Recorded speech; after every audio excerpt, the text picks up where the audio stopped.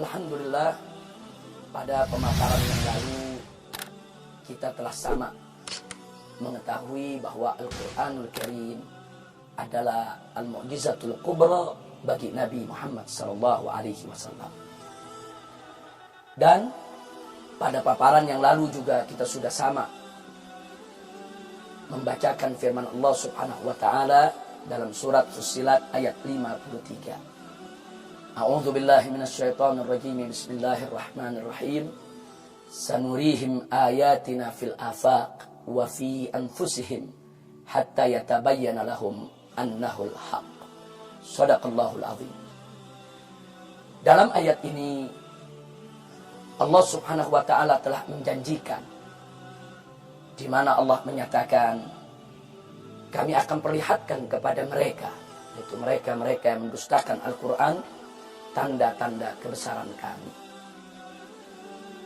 di seluruh ufuk alam semesta dan pada diri mereka sendiri, sehingga akan menjadi jelas bagi mereka, terbukti untuk mereka bahwasanya Al-Quran adalah suatu kebenaran, merupakan wahyu yang diwahyukan oleh Allah Subhanahu wa taala kepada Nabi Muhammad SAW. Ikhwan wa akhwat rahimakumullah. Ayat yang kita baca barusan itu juga menjadi motivator bagi para ulama-ulama pendahulu kita untuk mengungkap berbagai macam isyarat-isyarat Al-Quran tentang ilmu pengetahuan modern yang di kalangan ulama disebut sebagai mukjizat ilmiah Al-Quran. Mukjizat ilmiah Al-Quran adalah isyarat Al-Quran yang menunjukkan kepada fakta-fakta ilmiah, termasuk ilmu sains modern, yang akan terungkap di kemudian hari. Nah, oleh karenanya isyarat-isyarat ilmiah Al-Quran semacam ini menjadi motivator, yaitu memberikan motivasi kepada para ulama pendahulu kita dulu untuk terus mencari apa yang telah disyaratkan Al-Quranul Karim. Dan subhanallah, dari hasil keyakinan mereka kepada Al-Quran, dari hasil iman mereka kepada kitab suci Allah Subhanahu wa taala, dari kegigihan mereka yang didasari kepada iman dan takwa, akhirnya mereka berhasil menemukan, merintis, memelopori berbagai macam aneka disiplin ilmu pengetahuan modern. Subhanallah.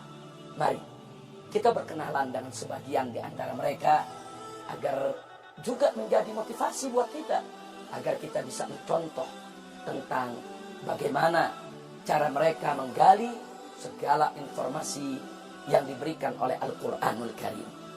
Karenanya kita akan sebutkan di sini para pemirsa, ikhwan, akhwat rahimakumullah, yaitu sejumlah nama-nama besar para ulama kaum muslimin yang telah menjadi pelopor, perintis, penemu daripada ilmu pengetahuan modern, yang ternyata orang-orang di barat pun tidak memungkiri bahwa mereka memang sebagai penemu dan perintisnya.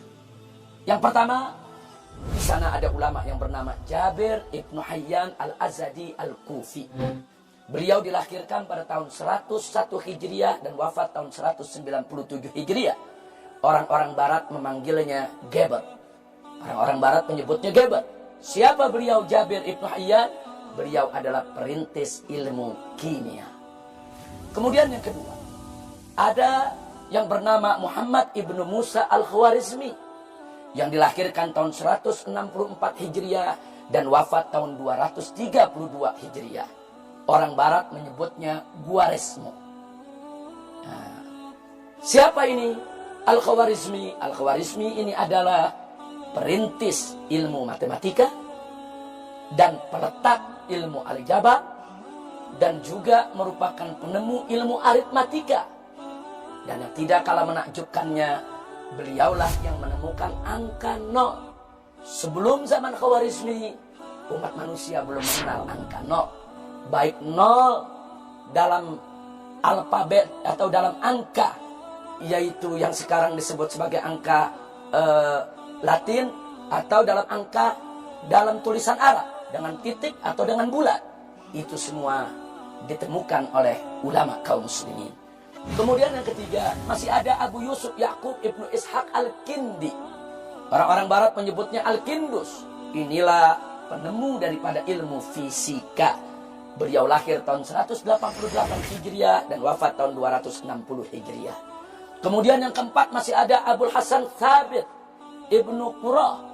Nah, beliau ini dilahirkan tahun 221 Hijriah dan wafat tahun 284 Hijriah. Siapa beliau? Beliau adalah peletak ilmu fisika matahari. Dan yang menakjubkannya, beliau juga penemu segi 4 magic. Subhanallah. Segi 4 magic itu adalah satu persegi yang dibagi menjadi 9 kotak, yang kemudian setiap kotak diisi dengan angka-angka, yang kemudian hasil jumlah daripada angka-angka tersebut, baik kolom atau baris ataupun diagonal, semua jumlahnya adalah 15. Subhanallah.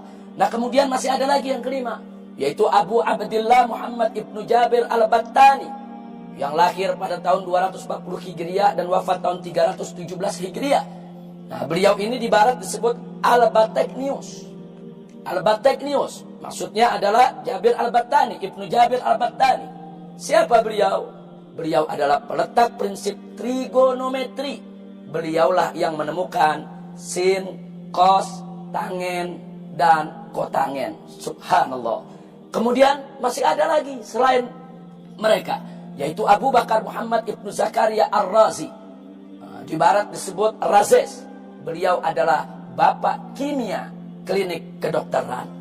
Kemudian yang ketujuh masih ada lagi Abul Qasim Khalaf Ibnu Abbas Az-Zahrawi, yang dilahirkan tahun 325 Hijriah dan wafat tahun 404 Hijriah. Beliau adalah perintis ilmu bedah kedokteran. Kemudian masih ada yang ke-8 Abul Wafa Muhammad Ibnu Muhammad Al-Buzjani, yang dilahirkan tahun 328 Hijriah, wafat tahun 375 Hijriah. Inilah perintis geometri dan perumus kalkulus. Subhanallah. Kemudian masih ada yang ke-9 Abu Ali Al-Hasan Ibnu Al-Haythami Al-Basri, yang lahir tahun 354 Hijriah dan wafat tahun 430 Hijriah. Di barat disebut Afenetan. Afenetan. Siapa beliau? Beliau inilah peletak dasar ilmu fisika optik dan penemu kamera. Subhanallah, ternyata kamera itu juga yang menemukan ulama kaum muslimin. Kemudian yang ke-10 masih ada Abu Raihan Muhammad Ibnu Ahmad Al-Biruni, yaitu yang lahir tahun 362 Hijriah dan wafat tahun 442 Hijriah. Di barat disebut Al-Boron. Nah, siapa beliau? Beliaulah peletak sains modern dan beliaulah penemu ilmu geografi. Dan menakjubkannya, beliau inilah yang menemukan garis lintang dan bujur. Sebagaimana kita ketahui bahwa lintang dan bujur itu sangat berperan dalam ilmu pelayaran, ilmu penerbangan, bahkan juga GPS saat ini yang terkenal banyak dipakai orang, itu bergantung sekali kepada garis lintang dan bujur. Kemudian masih ada yang ke-11, yaitu Abu Ali Al-Husain Ibnu Abdullah Ibnu Sina. Nah, di barat disebut Avicenna. Nah, dilahirkan tahun 370 Hijriah, wafat tahun 428 Hijriah. Nah, beliau inilah bapak ilmu kedokteran. Dan apa prestasi beliau dalam dunia kedokteran? Di samping beliau meletakkan dasar-dasar ilmu kedokteran, beliau adalah penemu alat suntik. Dan beliau juga penemu daripada obat bius. Subhanallah walhamdulillah. Nah, kemudian yang ke-12 masih ada Abul Fath Umar Al-Khayyam. Beliau ini seorang penyair yang hidup dari tahun 440 Hijriah sampai 525 Hijriah. Tapi menakjubkannya, ternyata beliau bukan hanya pandai bersyair, tapi beliau adalah penemu ilmu geometri analisa. Subhanallah. Yang ke-13 masih ada Abu Marwan Ibnu Suhr, itu yang hidup dari tahun 400 Hayyan atau dikenal dengan nama Jember di Barat, yaitu